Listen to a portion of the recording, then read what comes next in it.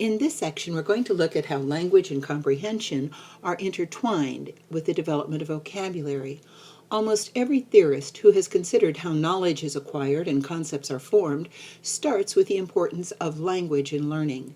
Some fascinating work is emerging from the new discipline of mind, brain, and education, or MBE.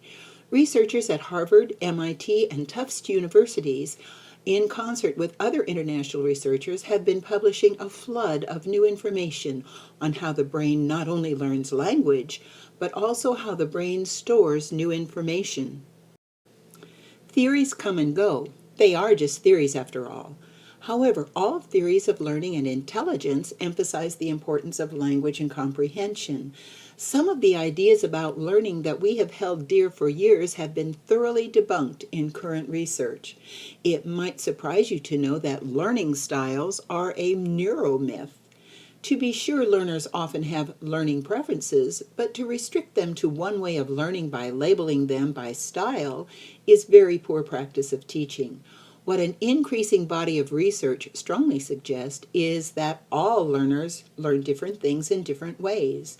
It is interesting that the strongest recall of any content, words, math, stories, occurs when we can wire and fire auditory, visual, and motor areas of the brain all at the same time. Another theory we still hold on to is the theory of multiple intelligences. Gardner's theory has failed to produce any research support. His work was done with damaged brains, and after nearly 40 years of study, there is little empiric evidence to support this aging theory. It is no longer best practice to identify a learner as intelligent in one of Gardner's constructs. It makes more sense to view strengths and talents of an individual rather than restrict a learner by another label.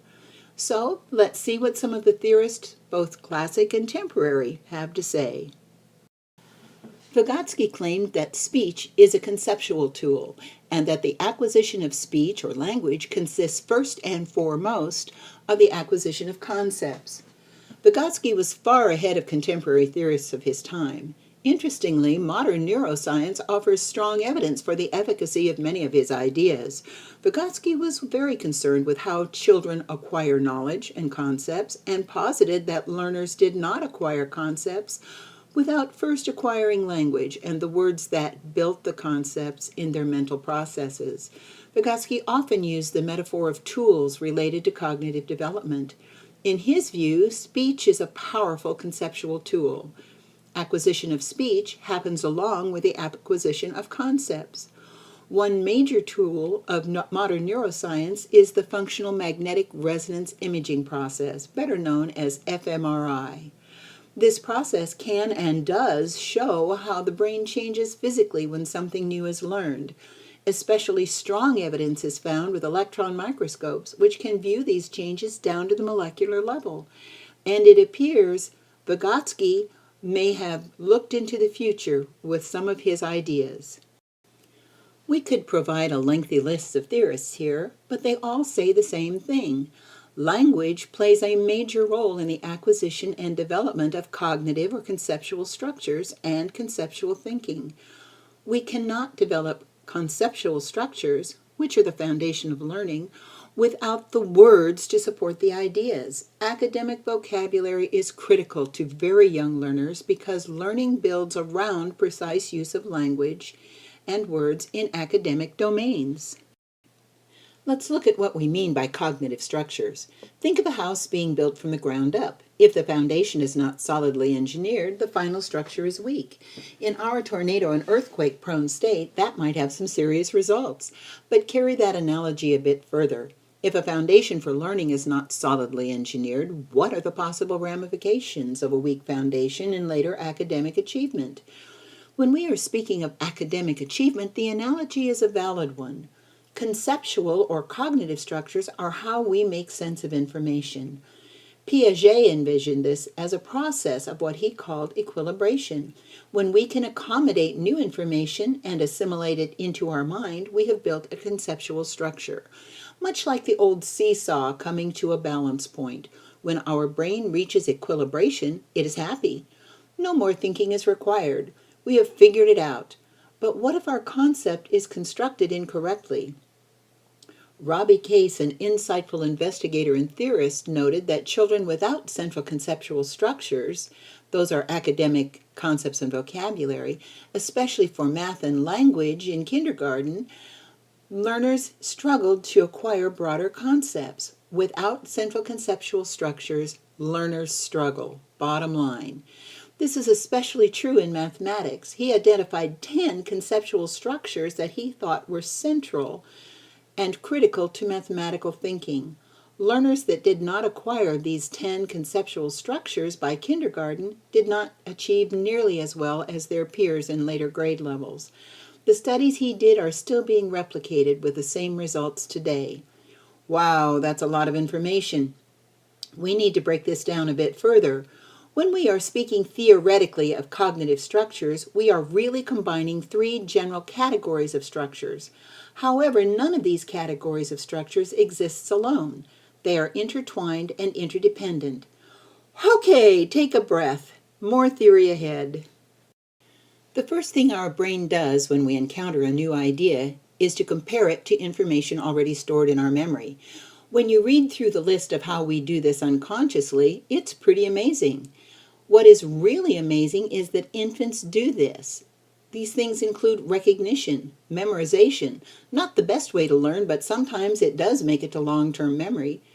Conservation of constancies. Think what this implies, especially in very young children. If something is true once or twice, it is always true. Don't assume that we don't think this way in adolescence. Teens use this as a negotiating tool. Older adults, often set in their ways, are victims of this process. Our brain has a default mechanism. We categorize everything. We are not always aware that we do, but think about it. Whenever you encounter something, you automatically relate and categorize it, whether it is familiar or novel. Spatial and temporal orientation are acquired as the brain matures. Knowing where we are comes first. Knowing when we are develops later. Metaphorical thinking is highly abstract and does not usually happen until we reach what Piaget termed formal reasoning. It might surprise you to know that many adults never fully reach this stage. One wonders if it is related to lack of academic concepts. The bottom line here is that comparative thinking structures are foundational to learning. They are the prerequisites to the more complex cognitive structures that we build later on, and these all start with words. The second category is symbolic representation structures. Symbolic representation structure happens very early. How did your own children learn to recognize the McDonald's symbol? If you have ever traveled abroad, you are aware that in some languages, nonverbal gestures are used to convey meaning. We use all of these systems to help build our conceptual structures. Recall how many young children like to role play? How about adolescents doing air guitar or games in which their identities are submerged in gaming avatars? These symbolic systems can include things like verbal and nonverbal language, mathematics, music and rhythms, movement, dance and gestures, interpersonal reactions and interactions, graphics, two-dimensional drawings, paintings, logos, sculpture and constructions, and simulation, drama, and multimedia. All of these are symbols for other things. The last is the most difficult and takes the longest for learners to acquire. These are the logical thinking structures. These are the abstract things that we use to systematically process and generate information. They include things like deductive and inductive reasoning, analogical and hypothetical building and thinking, cause and effect, relationships, analysis, synthesis, evaluation, problem framing, and above all, problem solving. Good news. This can be scaffolded. We can teach each of these structures and each of these skills explicitly. When we teach critical thinking, we are teaching and, more importantly, building logical reasoning structures.